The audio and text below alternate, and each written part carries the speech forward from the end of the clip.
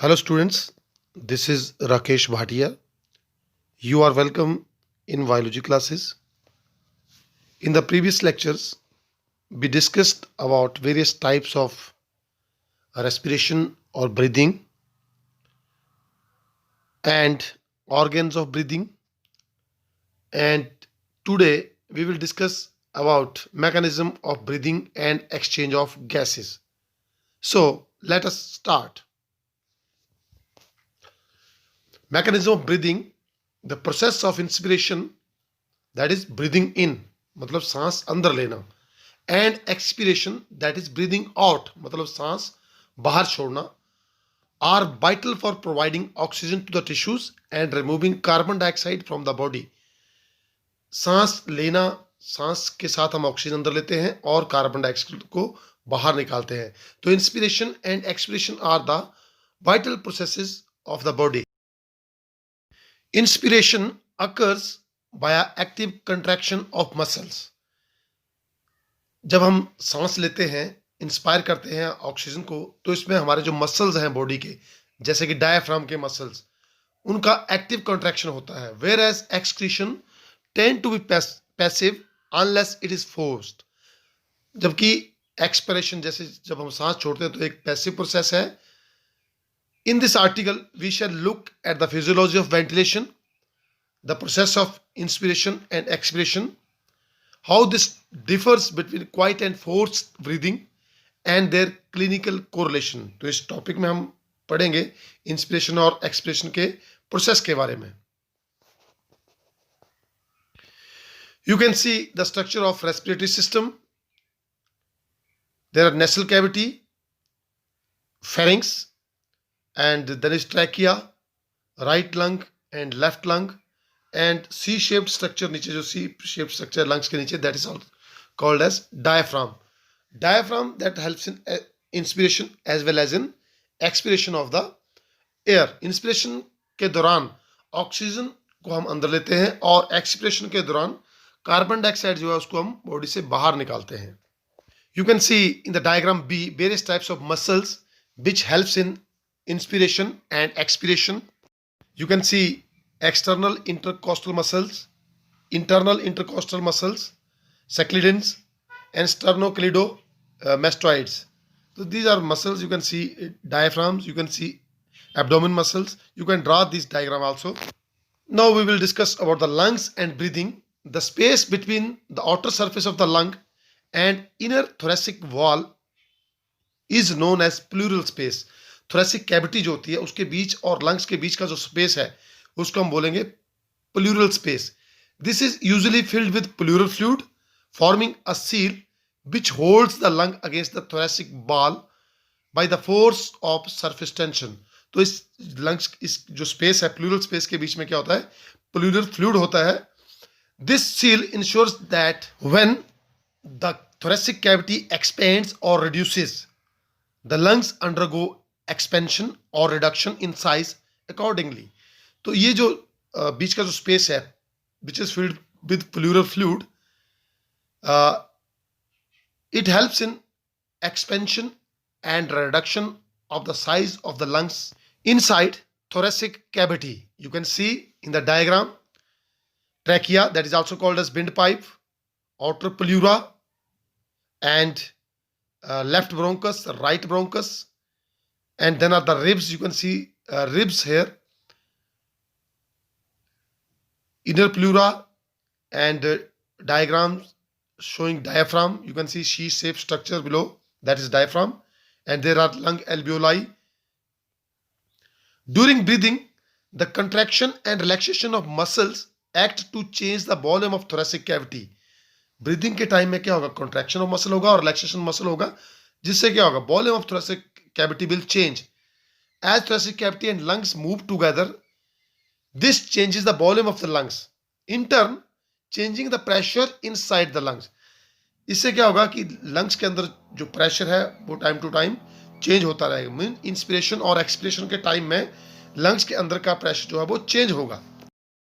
अगर प्रेशर की बात की जाए तो according to Boyle's law states that volume of gas is inversely proportional to pressure when temperature is constant. Therefore, when the volume of thoracic cavity increases, जब thoracic cavity का volume जो है that is rib cage जिसके अंदर है thoracic cavity, इसका volume जब increase करता है, the volume of lungs increases, उसके साथ साथ lungs का volume भी increase करता है, and the pressure within the lungs decreases, और इनवर्सली प्रोपोर्शनल होता है, तो मीन्स इसका जो लंग्स के अंदर का जो प्रेशर है वो डिक्रीज करता है.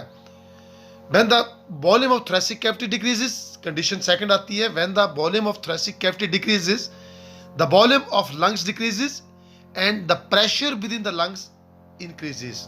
मीन्स जब लंग्स का वॉल्यूम डिक्रीज करेगा तो लंग्स के अंदर प्रेशर इंक्रीज करेगा, और जब लंग्स का वॉल्यूम इंक्रीज करेगा तो उसके अंदर प्रेशर जो है वो डिक्रीज करेगा.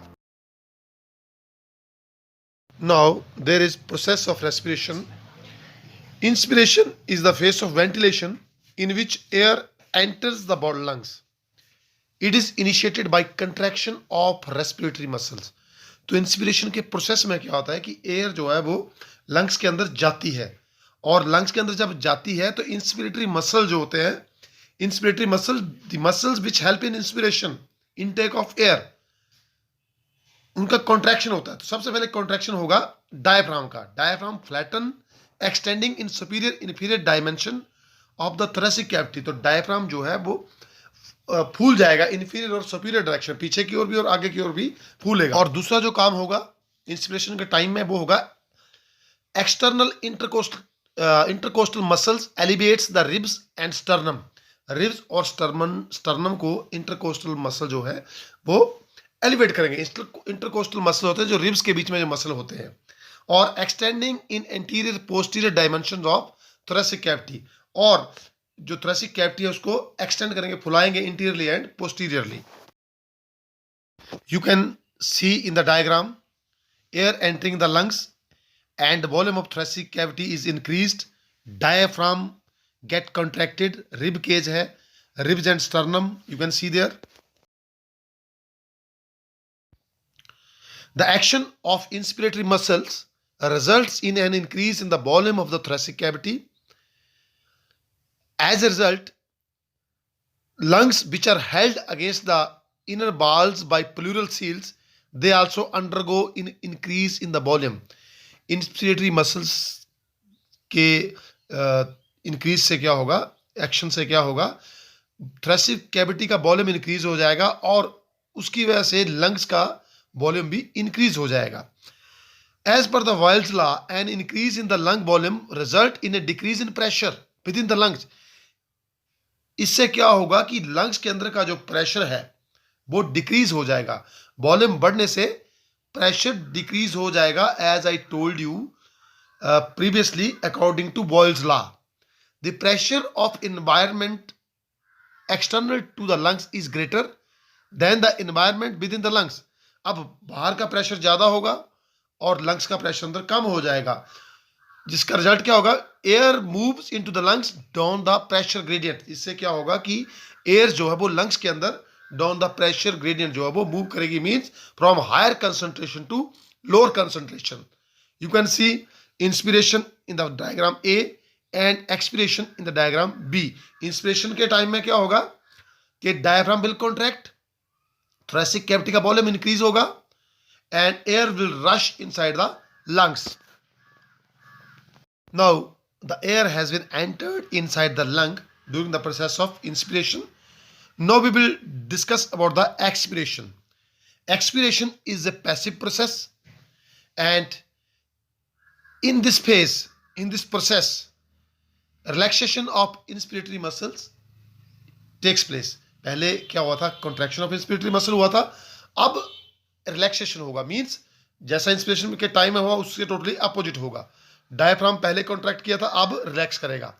Relaxes to return to its resting position, reducing the superior और inferior dimensions of the thoracic cavity.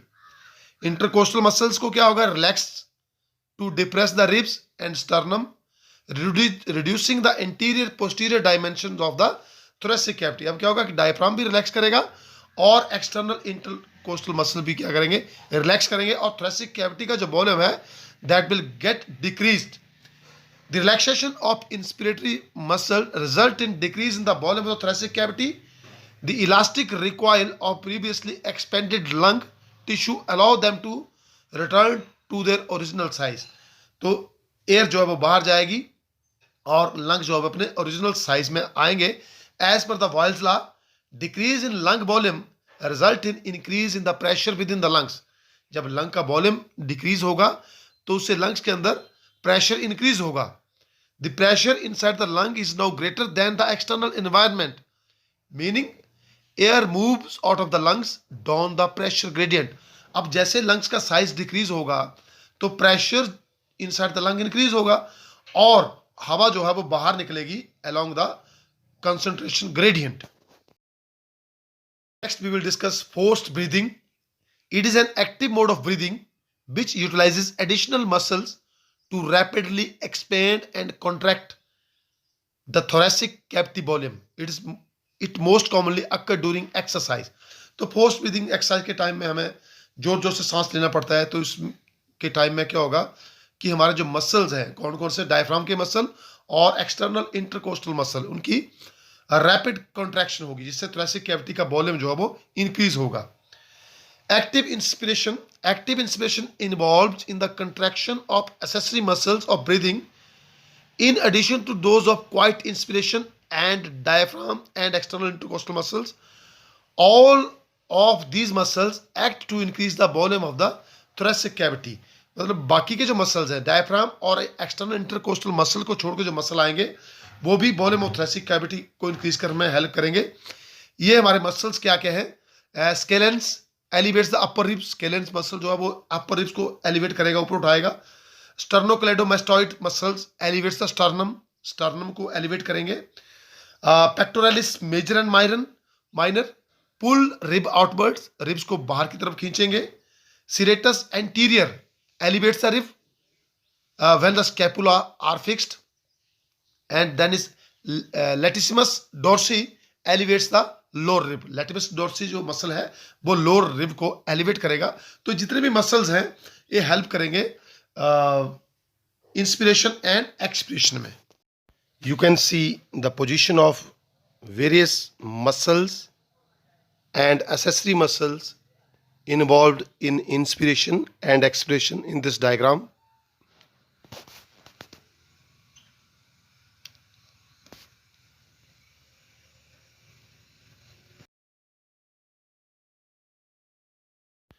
Now we will discuss exchange of gases. Exchange of gases occurs in alveoli. Exchange of gases occurs by diffusion based on pressure or concentration gradient. आपको पता है diffusion movement of substances gases from the region of higher concentration to the region of lower concentration. Two important parameters that affect the rate of diffusion are solubility of gases and thickness of membrane. जो दो important factors हैं जो कि rate of diffusion को affect करते हैं वो है solubility of gases and thickness of membrane. Pressure contributed by each gas in a mixture of gases is known as partial pressure.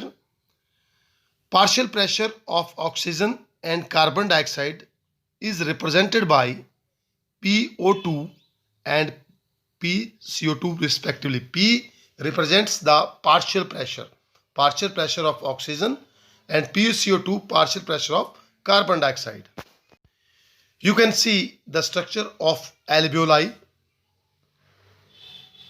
alveolar sacs, you can see alveolar duct, mucous glands, mucosal lining, and pulmonary vein and pulmonary artery. You know very well, pulmonary artery जो है वो heart से deoxygenated blood को लेके आती है lungs में और वहां पर लंग्स का ऑक्सीजनेशन होगा, mean transport of carbon dioxide and oxygen will be there, और ऑक्सीजनेटेड ब्लड जो है that will be carried back to the heart by means of pulmonary when.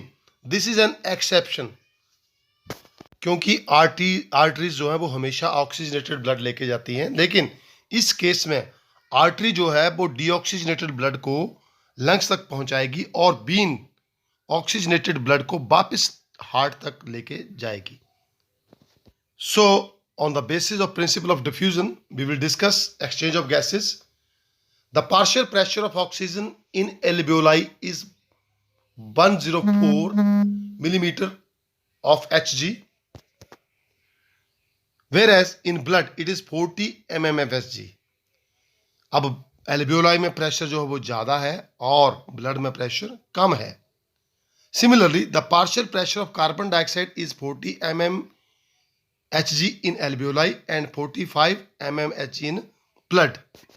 अब इस चीज को अगर आप ध्यान से पढ़ेंगे, आप ध्यान से देखेंगे, तो there is a pressure difference. A pressure difference will create concentration gradient between blood and the alveoli. इससे क्या होगा? There will be a creation of concentration gradient. The diffusion membrane is made up of 3 layers: thin squamous epithelium of alveoli, the endothelium of alveolar capillaries, and the basement substance in between them. तो diffusing membrane जो alveoli आएगी उसकी 3 layers हैं. स्क्यूमस epithelium है, endothelium है, और उनके बीच की जो लेयर है, दोनों के बीच में, that is comprised of alveolar capillaries. You can see the partial pressure of oxygen 104 mm Hg and CO2 is 40 mm Hg in the diagram, and how the pulmonary vein और pulmonary artery जो है वो deoxygenated blood को लेके जा रही है to the body tissues, और pulmonary vein वहां से वापस oxygenated blood को लेके आ रही है in the left side of the heart, or you can see bright red color of pulmonary vein and purple color, that is of pulmonary artery. Now we will discuss transport of gases, how oxygen and carbon dioxide transported in blood. The transport of oxygen and carbon dioxide occurs by blood, you know very well. About 97% of transport of oxygen occur by blood and remaining 3% is transported by plasma. तो 97% oxygen जो है उसका transport होगा blood के through, और 3% का transport होगा blood का प्लाज्मा के थ्रू.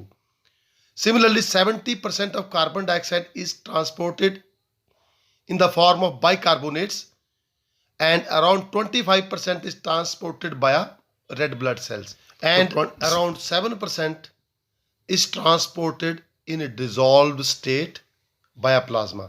तो कार्बन डाइऑक्साइड का ट्रांसपोर्ट आपने देखा कि 70% जो है वो carbon dioxide is transported out of the body in the form of bicarbonates, and 25% that is transported by red blood cells and 7% by plasma.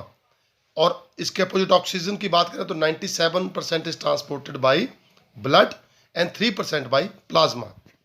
Transport of oxygen, red blood cells contain iron containing red colored pigment known as hemoglobin. You know very well कि iron containing a red colored pigment which is present in red blood cells, that is called as hemoglobin. Hemoglobin binds oxygen in a reversible manner to form oxyhemoglobin. Single hemoglobin molecule can bind 4 oxygen molecule. एक hemoglobin जो है वो 4 oxygen molecules को अपने साथ bind कर सकता है. Partial pressure of oxygen determine the binding of oxygen with hemoglobin. When percent saturation of hemoglobin is plotted against partial pressure of hemoglobin, a sigmoid curve is obtained. This is known as oxygen dissociation curve. तो जब एक graph plot करेंगे, एक तरफ रखेंगे हम partial pressure of oxygen और दूसरी तरफ रखेंगे हम binding of oxygen with haemoglobin, तो एक सिग्मोइड ग्रोथ कर्व जो है that will B plotted. High partial pressure of oxygen and low partial pressure of carbon dioxide, low temperature promotes oxyhemoglobin formation, whereas low partial pressure of oxygen and high partial pressure of carbon dioxide in tissues promotes dissociation of oxygen from hemoglobin. So oxygen bind to hemoglobin in lungs and get dissociated in tissues. You can see a curve that denotes oxygen dissociation curve. You can see a normal oxygen dissociation curve is sigmoid, and oxygen dissociation curve turn to right side, and oxygen binding capacity of hemoglobin is lowered with increase in PCO2. Partial pressure of carbon dioxide जब बढ़ जाएगा तो oxygen binding capacity of haemoglobin will be lowered. और दूसरा बात आएगी कि temperature, जब oxygen distribution curve turns to right side with increase in temperature, जब टेम्परेचर बढ़ेगा तो ऑक्सीजन डिसोसिएशन कर्व जो है that will turn towards right, और normal oxygen dissociation curve is always sigmoid. You can see in the diagram, left की तरफ कब turn करेगा और राइट की तरफ कब टर्न करेगा, you can see. Now we will discuss transport of carbon dioxide. About 20 to 25% of carbon dioxide is transported in the form of carbaminohemoglobin. This occurs when partial pressure of carbon dioxide is high in the tissues. The dissociation of carbon dioxide from hemoglobin occurs in alveoli where partial pressure of carbon dioxide is low. जब tissue में carbon dioxide का pressure ज़्यादा होगा तो carbamino haemoglobin बनेगा और haemoglobin के साथ कार्बन डाइऑक्साइड मीन्स बॉन्ड कर जाएगा, बाइंड करेगा, और carbon dioxide is thrown in the alveoli when the pressure in the alveoli is low. Here it is passed to the outside. Red blood cells contain a very important enzyme known as carbonic anhydrase. The following reaction occur in the presence of carbonic anhydrase. तो carbonic anhydrase एक enzyme है जो कि transportation of carbon dioxide में help करेगा. तो you can see the reactions that takes place during transport of carbon dioxide. You know carbon dioxide in plasma, CO2 diffusion होगा, CO2 और H2O are red blood cell में with the help of enzyme carbonic anhydrase and H2CO3 that is carbonic acid is produced, and diffusion HCO3 in plasma, and there is chlorine ion का diffusion भी होगा RBC के अंदर, and diffusion of oxygen you can see in the diagram in the reaction here.